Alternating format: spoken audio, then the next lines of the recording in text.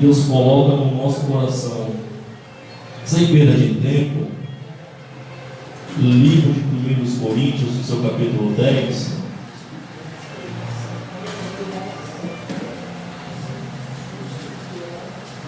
Glória. 1 Coríntios, capítulo 10.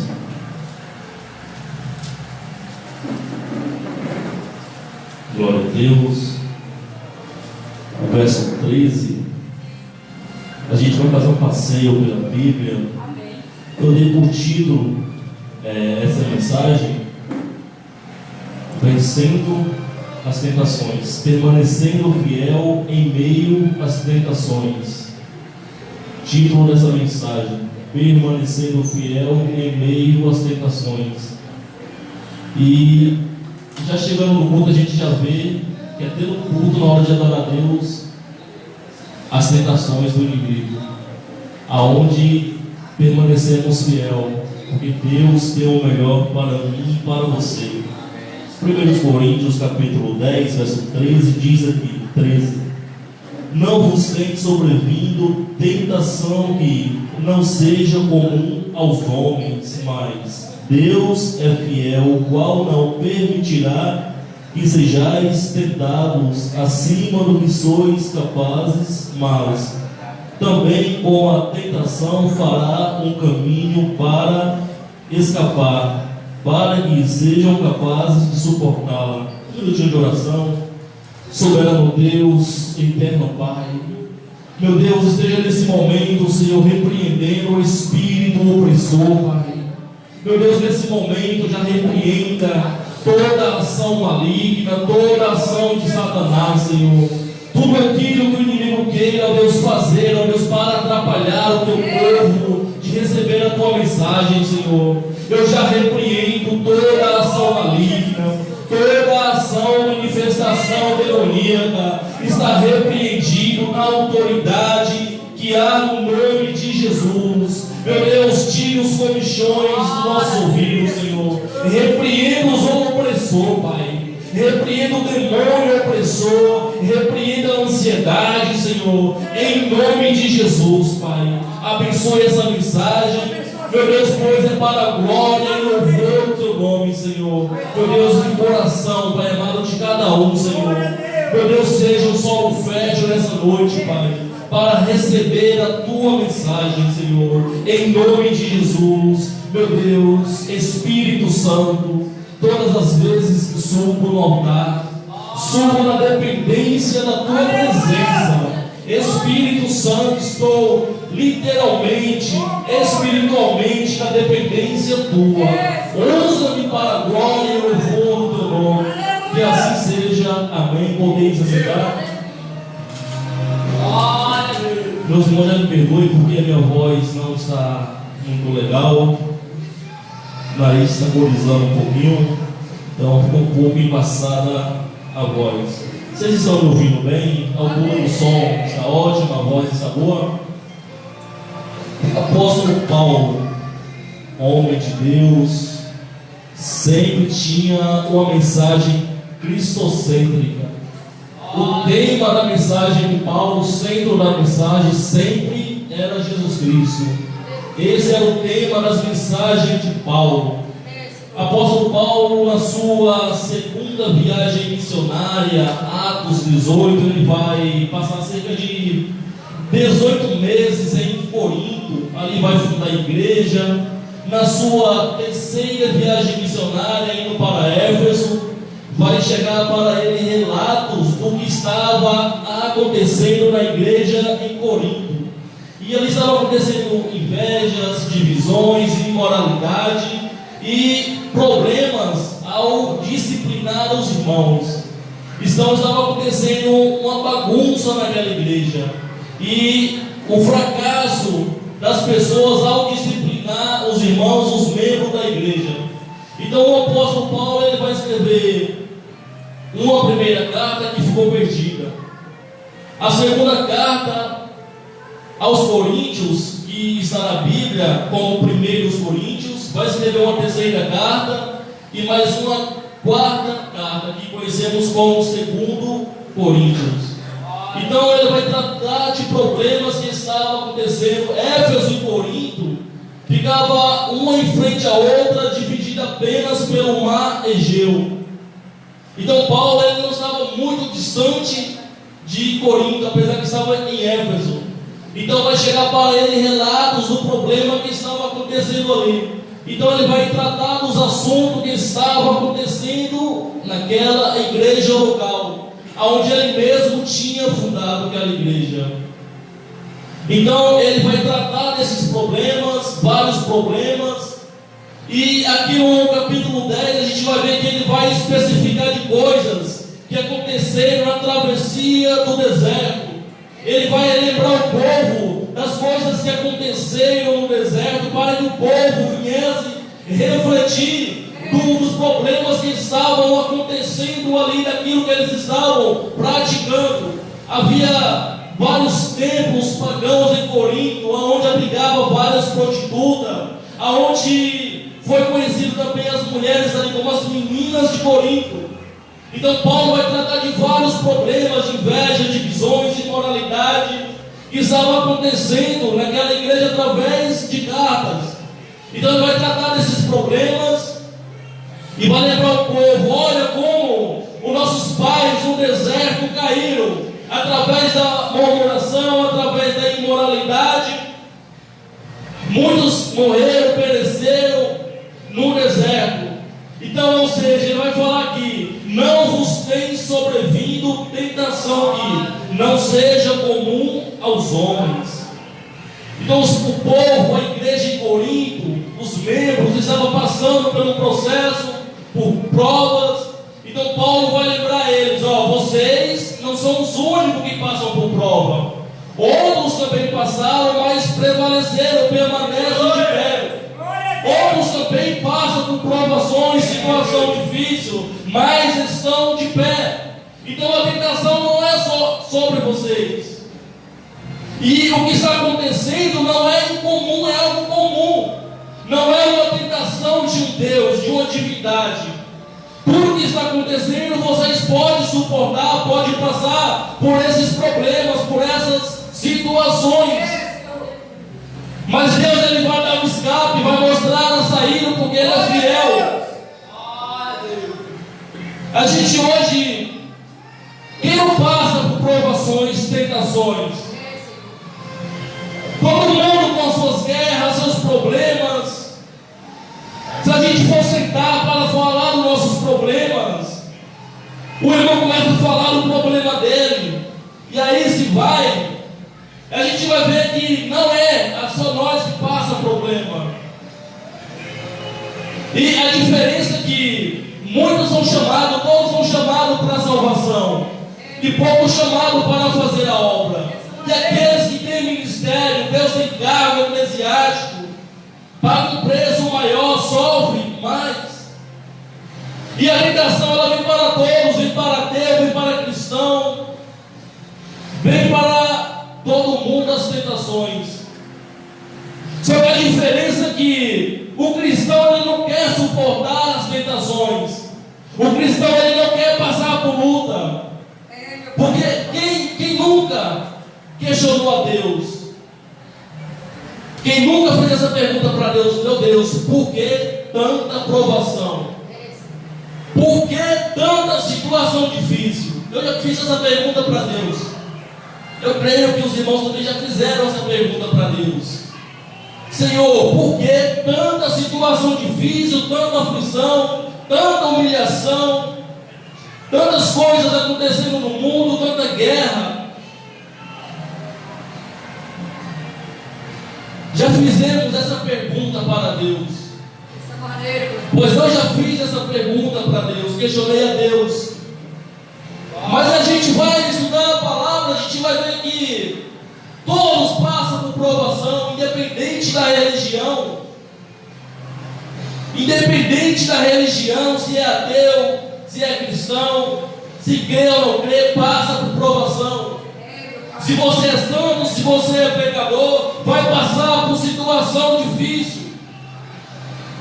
Quando somos santos, o diabo ele se levanta para nos tirar da presença.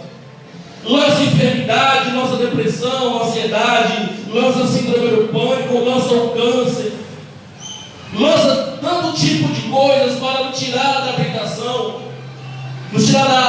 presença do Senhor.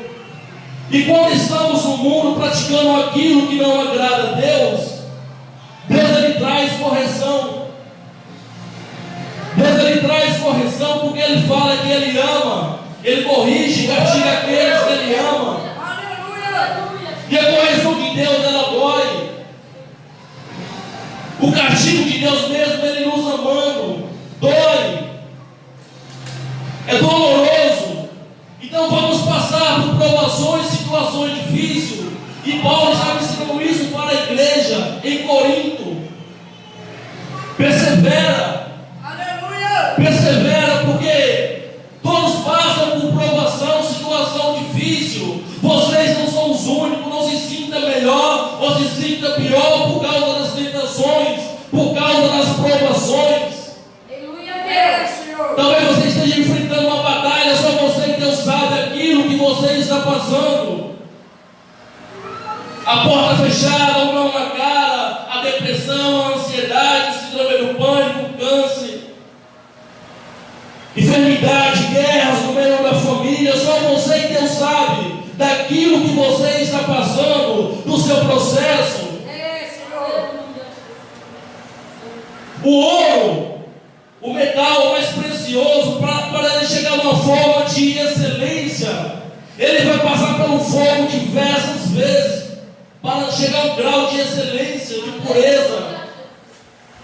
Mesmo assim, a minha fé, a tua fé, a gente vai passar por diversos processos, várias provações, dificuldades. Mas sabe de uma coisa?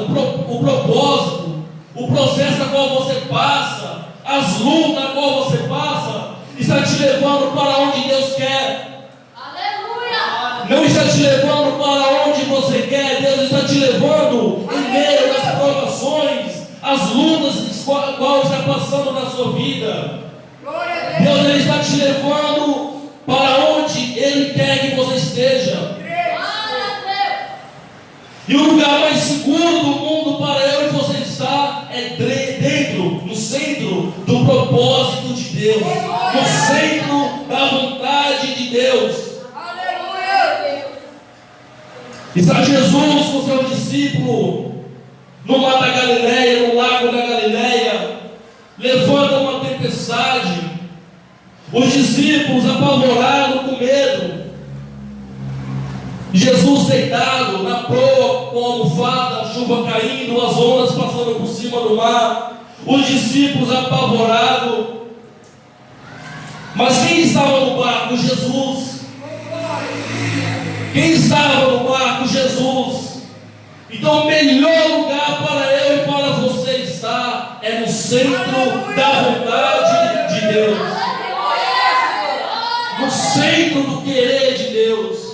Por mais doloroso que esteja sendo, por mais difícil que esteja sendo, aí nós permanecemos fiel, permanecemos jejuando, permanecemos nos consagrando, permanecendo vindo na igreja. E o diabo lançando seta, mas não está entendendo, sem entender o porquê. Tanta luta, tanto processo, você continua de pé. Por mais que o cenário seja para você parar, desistir, ele não entende o porquê, porque ela ainda continua de pé. E aonde o cenário mostra que é para você desistir, toda a probabilidade é para você parar. E o diabo fica confuso, louco, furioso, e você continua perseverando. Aí na segunda carta aos Coríntios, Paulo vai escrever novamente aos Coríntios, tratando de problemas que estavam acontecendo ali. O título da mensagem: permanecendo fiel em meio às tentações. O tema da mensagem: o sofrimento humano, mas em especial na vida do cristão. Aqui em 2 Coríntios, capítulo 11, vou repetir um pouquinho para a gente ganhar tempo. Na Bíblia vai ter tantos livros, tantas passagens que vai falar sobre problemas que aconteceu na vida de homens e mulheres de Deus. Se formos pegar todas as passagens, é para fazer uma vigília, ainda é capaz de não conseguir concluir. Mas eu peguei algumas mensagens que eu achei interessante. Aqui em 2 Coríntios capítulo 11, a partir do verso 23, diz aqui, uma pergunta: eles são ministros de Cristo? Uma pergunta, abre aspas, eu falo como um tolo, fecha aspas. Eu sou mais em trabalhos mais abundantes, em açoites acima da medida, em prisões mais frequentes, em perigo de morte muitas vezes. Dos judeus, 5 vezes recebi 40 açoites, exceto um. 3 vezes eu fui açoitado com varas. 1 vez eu fui apedrejado. 3 vezes sofri naufrágio. 1 noite e 1 dia passei nas profundezas.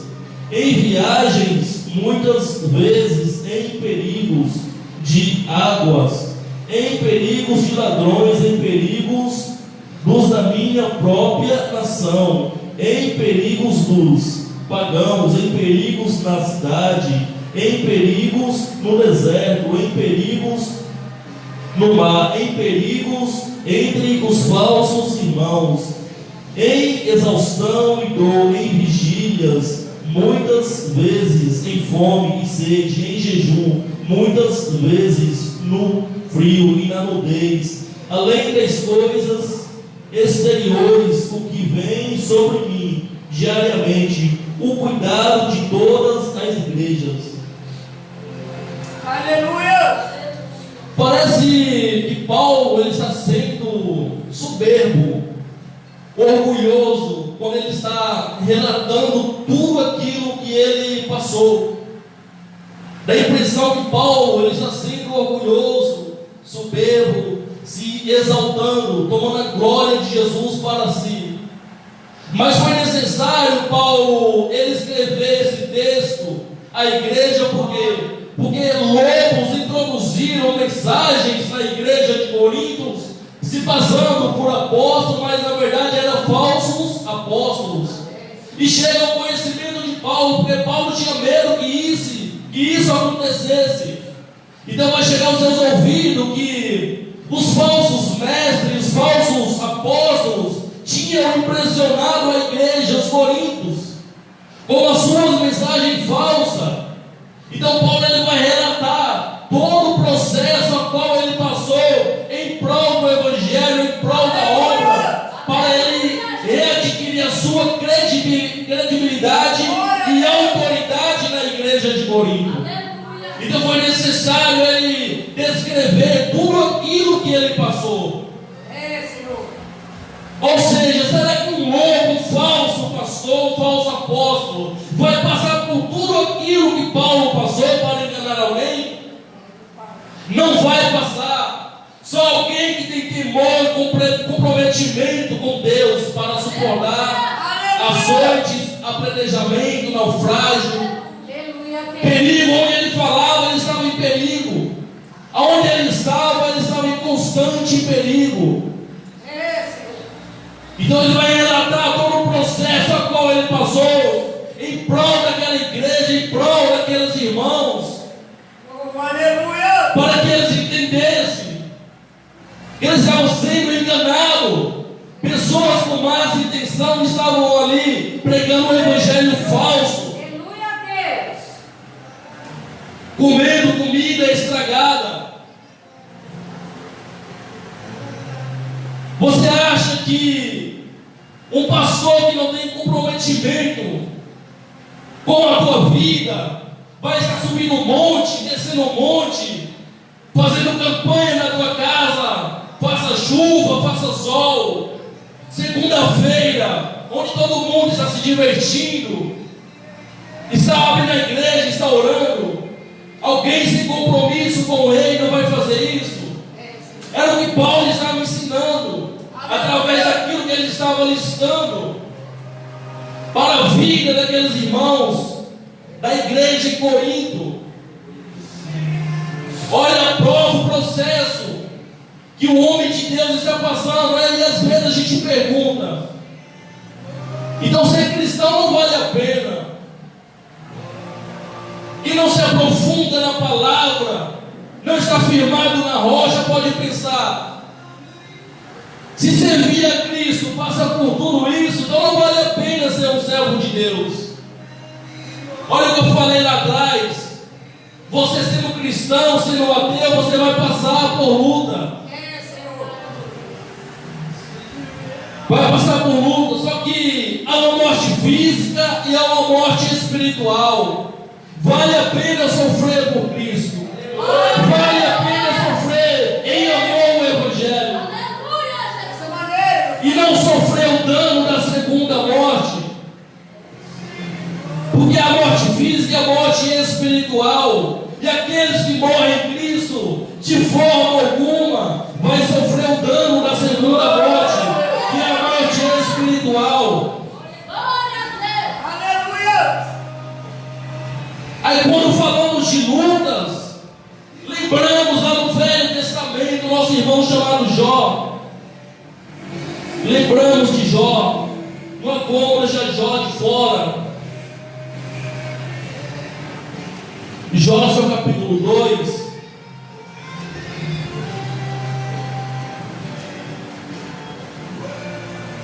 Não há como, deixa eu dar uma corrida aqui, senão a hora vai ser longe, hoje está, meu Deus. Jó, seu capítulo 2, verso 7. Meu Deus. Bem-vindo, Senhor. Oh, aleluia. Jó 2,7 diz aqui: então Satanás retirou-se da presença do Senhor e feriu Jó com úlceras malignas, desde a sola de seu pé até a sua coroa. E ele, tomando para si um caco, se raspava com ele, estando assentado entre as cinzas. Então disse sua mulher a ele: ainda retens tua integridade? Amaldiçoa a Deus e morre. Aqui na segunda leva, aonde Satanás ele vai para acabar com a vida de Jó através de pragas, enfermidades. Pois na segunda Jó vai perder seus 7 filhos, 3 filhas, servos, fazendas, os seus animais. Na segunda vinda de Satanás para afligir Jó, Satanás vai tirar a saúde de Jó. Jó ele perdeu tudo. Jó ele não tinha o conhecimento que você e eu tem hoje sobre Deus. Mas Jó ele tinha um diferencial que eu e você não tem. Era um temor e uma fé em Deus que eu e você não tem, irmãos. Ele não tinha esse conhecimento a qual nós temos hoje sobre Deus, sobre Jesus, sobre o reino. Mas ele tinha esse diferencial, a sua fé e integridade, porque o próprio Deus ele vai dar testemunho de Jó para Satanás. O próprio Deus vai testemunhar acerca da santidade e fidelidade do homem, nosso irmão chamado Jó. Então Satanás ele vai tirar tudo aquilo que Jó tinha, inclusive a sua saúde. E mesmo assim Jó ele permaneceu firme, perseverante. Em nenhum momento Jó blasfemou, recuou. Se a gente for fazer uma leitura profunda, porque o tempo não permite, a gente vai ver que Jó tinha toda a probabilidade para falar: não vale a pena servir esse Deus. Esse Deus a qual eu conheci, que eu ouvi falar, esse Deus ele não existe. Jó tinha toda a legalidade do mundo para falar isso. Mas Jó ele vai decidir permanecer firme, permanecer fiel. Mesmo perdendo seus filhos, seus rebanhos, seu dinheiro, seus servos, a sua saúde, Jó ele permanece firme. Hoje, quando eu e você estamos andando na rua, tropeça uma pedra, bate o pé, já começamos a questionar a Deus. E Jó, perdendo tudo, permanece fiel a Deus. Glória Deus.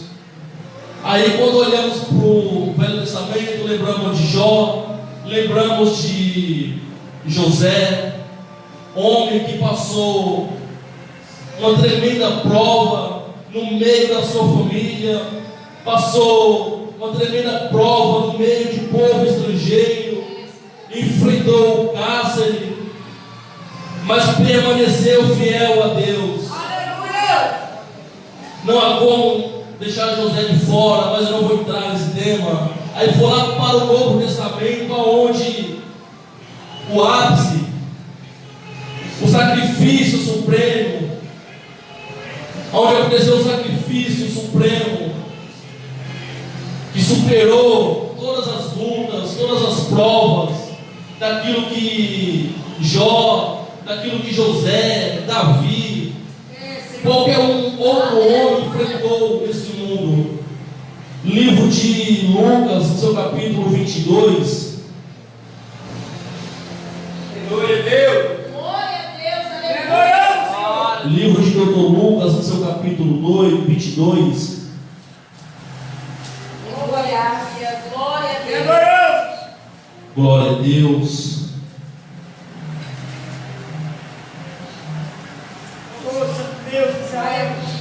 Lucas capítulo 22, verso 41, a partir do verso 41 diz aqui: e retirou-se deles cerca de um tiro de pedra, e ajoelhando-se orava, dizendo: Pai, se tu quiseres, remove de mim este cálice, todavia não se faça a minha vontade, mas a tua. E apareceu-lhe um anjo do céu, fortalecendo-o. E estando em agonia, ele orava mais intensamente. E o seu suor tornou-se como grandes gotas de sangue que caíam por terra. Jesus, ele estava em grande agonia. Jesus, antes de passar pela cruz, por todo aquele chicoteamento, por todo aquele processo que ele ia passar, ele já sabendo daquilo que ele ia passar, ele já começa a sofrer a agonia de toda aquela situação que ele ia passar. O seu suor, só no livro de Dr. Lucas, que vai falar acerca do suor de Jesus que transformou em sangue. Os outros evangelhos gnósticos não vai falar acerca do suor transformando em sangue, só o livro do Dr. Lucas. Através da grande agonia, sofrimento que Jesus estava passando, o seu suor vai transformar em gotas de sangue.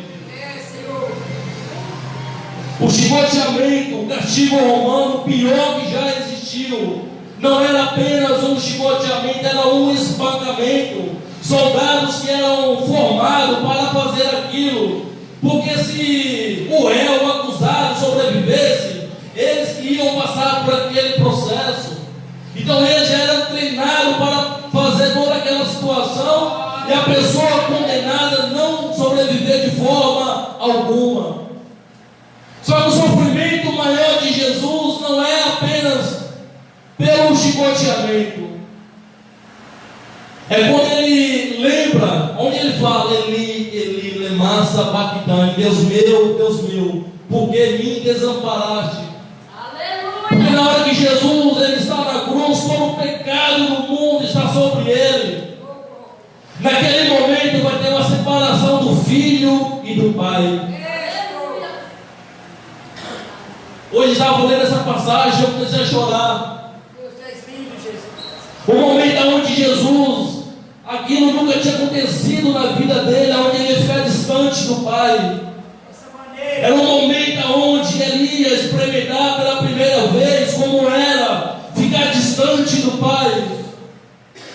Jesus, ele vai orar e sabendo que essa hora vai chegar.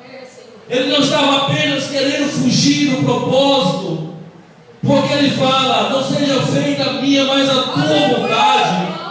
Ele não estava fugindo do seu propósito, da sua missão. Ele não queria ficar longe do Pai.